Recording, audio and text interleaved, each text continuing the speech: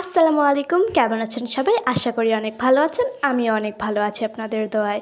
তো আমি যেহেতু অনেক দিন ধরেই কোনো রকমের রেসিপির ভিডিও আপলোড করি না বা যেকোনো ভিডিও আপলোড করি না, তো সেই জন্য ভাবলাম আজকে একটা বিরিয়ানির রেসিপি শেয়ার করি। তো এখানে বিরিয়ানির মাংসটাকে মাখানোর জন্য টক দই, আদা রসুন বাটা, সব রকমের গুঁড়া মশলা এবং বিরিয়ানি মশলা, বেরেস্তা, তেল দিয়ে ইত্যাদি দিয়ে খুব ভালো করে মাখানোর পরে এটাকে কড়াইয়ে দিয়ে দিয়েছেন রান্না করার জন্য। তো এতদিন যে ভিডিও ছাড়িনি, আমাদের ভিডিও কি মিস করেছেন? যদি মিস করে থাকেন তাহলে অবশ্যই কমেন্ট করে জানাতে ভুলবেন না। তো এরপর ভালো মতো রান্না করে নেবে। এটাকে দেখতে এত টেস্টি লাগছিল কি বলবো, মনে হচ্ছে এখনও জিভে জল আসছে। তো যাই হোক, তারপরে কিন্তু আলুটাকে ভালোভাবে ভাজা হচ্ছে।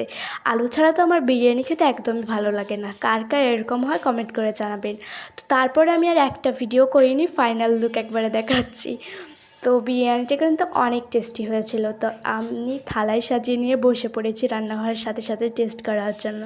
তো দেখেন মাংসটা কী পরিমাণে নরম হয়েছে, খুব সুন্দর হয়েছিল।